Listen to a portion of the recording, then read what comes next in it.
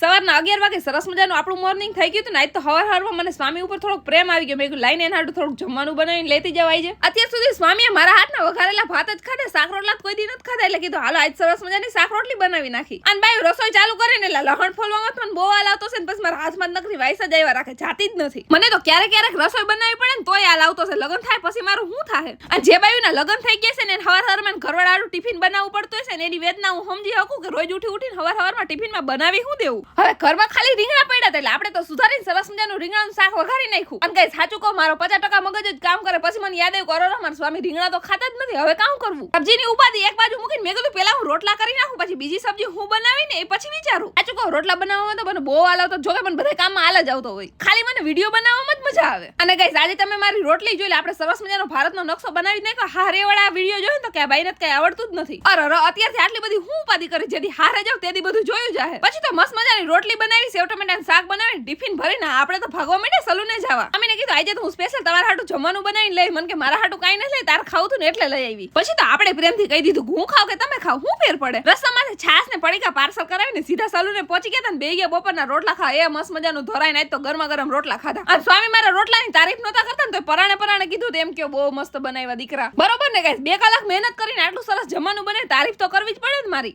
રોટલા ખાઈને અમે તો અમારા કામે લાગી ગયા હતા. કામમાં રાતના 8 કઈ વાગી ગયા ને ખબર જ ન પડી. અરે મેં મારા પાસે કે વિડીયોની ક્લિપ જ નથી વચ્ચે એડ કરવા માટે. ગાઈસ આજે વિડીયો લેવા માટે કોઈ ફ્રી જ નતું, સલૂનેથી ફ્રી થઈને રાતે તમે જોઈ લે. આજ તો મેડમ પહોંચી ગયા હતા શાક માર્કેટે, ટમેટા ને બટેટા ને બધું લેવા. હજી તો મારી ખાલી હગાઈ થઈ ને અત્યારથી આજુ મારે શાકભાજી ને બટેટા ને બધું લેવું પડે. લગન થાય પછી મારું શું થાય? હવે તમે બધા વિચારતા હશો કે અત્યારથી આને શાકભાજી લઈને ક્યાં જવીશ, પણ આજ તો આપણે હારી જઈને બનાવવાની સરસ મજાની રસોઈ. શાકભાજી ટમેટા ને બટેટા ને બધું લઈને પહોંચી ગયા, બે ગયા રાંધવા હાટું. અમીને હળવેક દઈને મેં કીધું કે મને ઘરના કામ કરવામાં બહુ હાલ આવતો છે. તાત કે તું સલૂને જ રહેજે, ઘરના કામ કરવા હાટું બીજી બાઈ કરી લે. અમારે ક્યાં જવું? સ્વામી કીધું હું તો તમારો વારો કાઢ ને, આજ તો શાકમાં એટલું બધું મીઠું નાખી દેવું કે તમે બીજી વાર કયો જ નહીં તું રસોઈ બનાવી. આજે તો આપણે બનાવી નાખ્યું સરસ મજાનું રસાવાળા બટેટાનું શાક. અને અમારી જેમ તમારા ઘરમાં અઠવાડિયામાં 3 કે 4 વાર બટેટાનું શાક જ બને હે કે કાઉ? સ્વામીને કીધું હું જોઉં, હાલો મારી થોડીક મદદ કરાવો. પછી તો એક બાજુ શાક અને બીજી બાજુ મેડમે ચાલુ કરી દીધા સરસ મજાના ભારતના નકશા. પછી તો બધાએ સરસ મજાનું પેટ ભરીને જમી લીધું. રાતે હું સ્વામી તો નીકળી ગયા હતા રખડવા. તમને ખબર જ છે રખડતા આપણે હરીફરીને ટી પોસ્ટ જ પહોંચી જાય. કેટલી વાર બેઠા, પછી પાણીની બોટલ લેવા ગઈ તો આપણે સરસ મજાનો ઓર્ડર કરી દીધો હોટ ચોકલેટ ને. મેં ટ્રાય તો કરી કેવી ગઈ છે. સ્વામીને કીધું સ્પેશિયલ તમારી હાટું જ લઈ ચાખો તો ખરા કેવી છે. એને એક ચમચી ચાખીને મૂકી દીધી. આપણે તો કોઈ દી ટ્રાય નહોતી કરી. મારા 150 રૂપિયા તો ગરમ પાણીમાં ડૂબી ગયા. અને આ હોટ ચોકલેટ તો હું ઘરે બનાવીને પી લે. આ લોકોએ તો ગરમ પાણીમાં ચોકલેટ ઓગાળીને મને દઈ દીધી.